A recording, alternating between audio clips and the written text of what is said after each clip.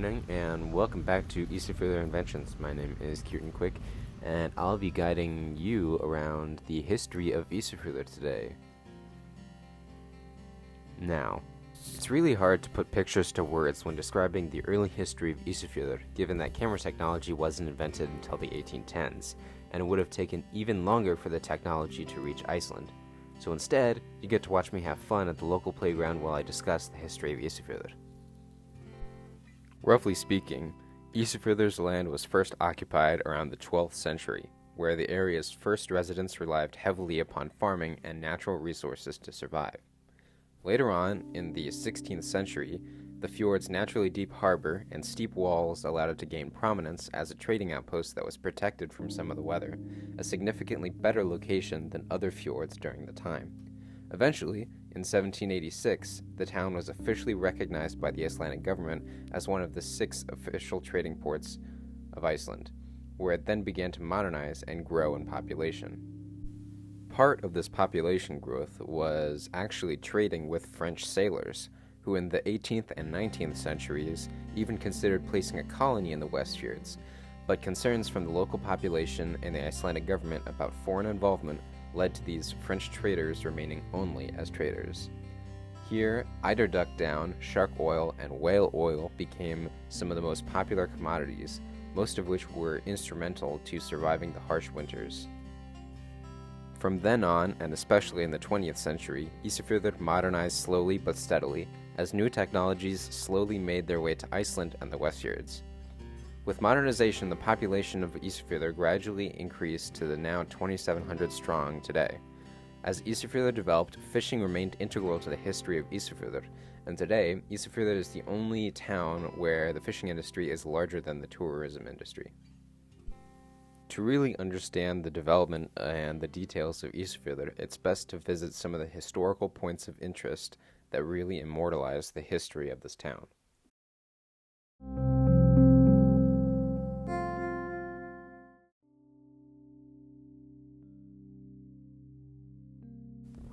Isafjordur is a town characterized by its harsh environment, sometimes facing as much as 5 meters of snow in the winter. A clear example of how the population adapted to these environmental challenges can be seen in the architecture of the town. Traditionally, wood houses were the most common, and others covered in sod can be seen outside Isafjordur and around Iceland. Tjóðarhúsið, the Westfjords Museum, and its accompanying house for the owner all exemplify this architectural style, and are actually the oldest known houses in Iceland dating back to the 18th century. Most common today are cement-based houses surrounded by corrugated sheet metal, with pointed roofs to prevent snow buildup on top.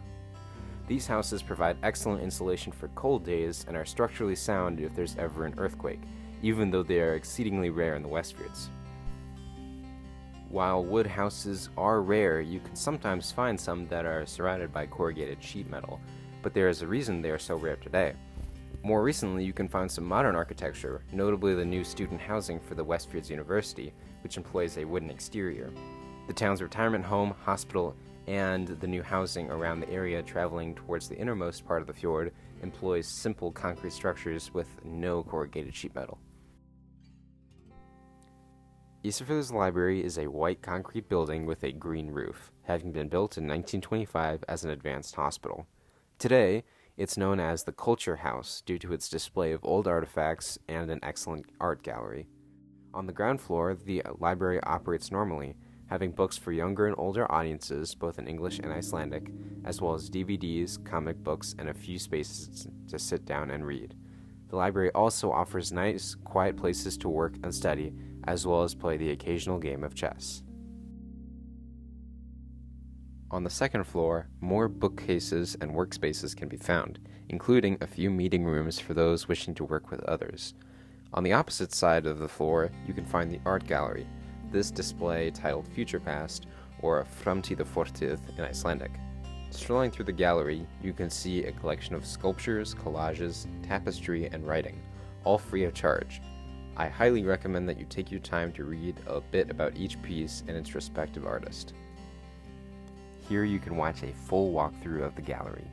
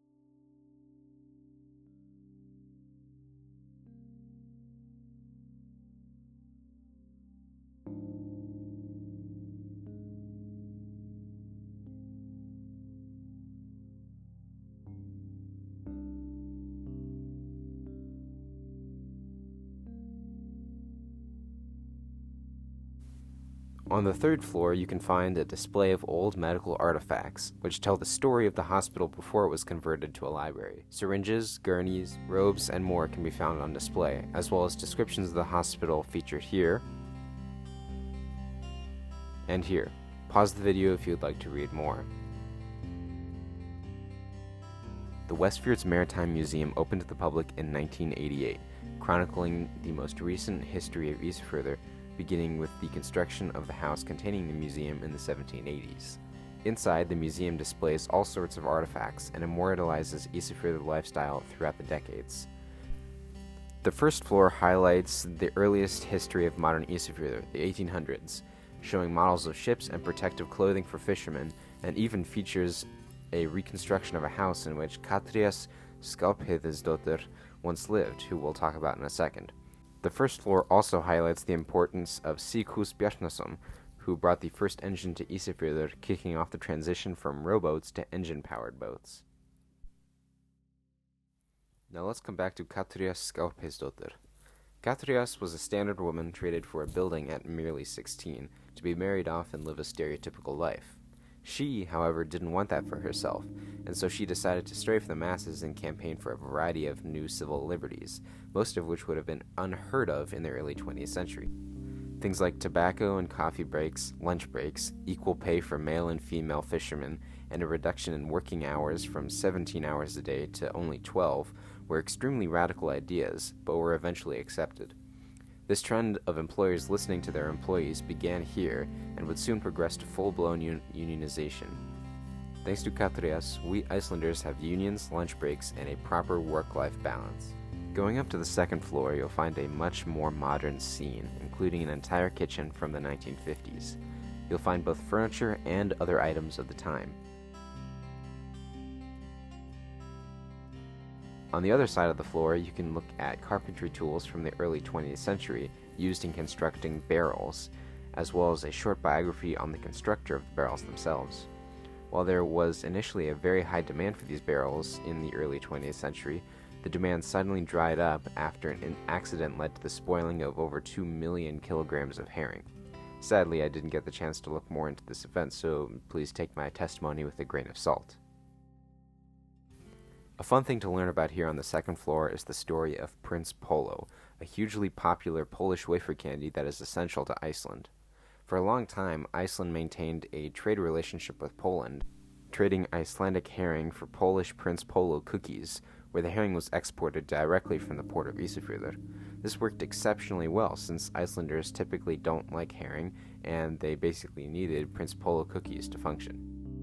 On the third floor, you can find a small portion of the museum's accordion collection, the total number of accordions being 190, but much fewer on display.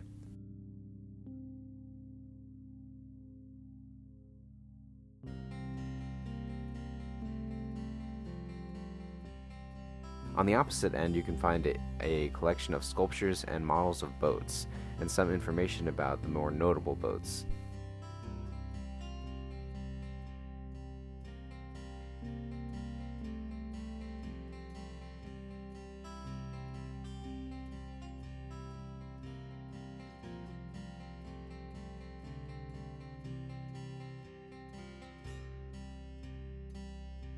There's also a small observation tower you can crawl into and look out of, which is especially nice if the weather's good.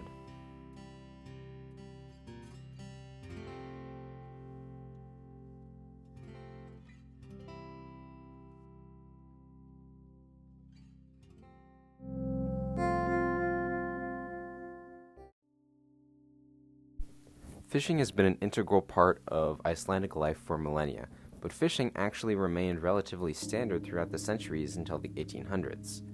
The process including 18-hour-long workdays out at sea on rowboats, typically staffed by male fishermen, before coming back and handing off the fish to female workers who would slice the fish, remove its internals, and lay them out on massive tables to be dried under the sun, eventually being stored in 5-to-1 ratio of salt in barrels. These fishing boats were extremely dangerous and put people to work as young as 14 when you were considered to be a quote-unquote man, and only after you constructed your first quote-unquote skin suit. The skin suit was a combination of whale leather, wool, sheepskin, and horse skin, designed to keep you as warm as possible while out fishing. These skin suits had ropes attached to them in case you fell overboard, so the crew could pull you back up. To emphasize the danger of these working conditions, these ropes wouldn't even be worn in the winter, because if you fell overboard, you were basically dead already. In fact, the pants of this skin suit are designed to be loosened quickly if you fell overboard, so they could fill with water and drown you quicker, rather than face a much more painful and slower death by icy water. In the 1800s, however, advancements started happening regarding the conditions of work environments, fish exports, and fishing technology.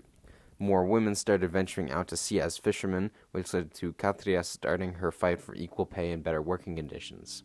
By the early 1900s, significant modernization concerning fishing boats had started taking place, with the first boat engines coming to Isafjordur. All these advancements led to more and more fish being caught, and with care being taken to avoid overfishing, though herring was overfished at one point.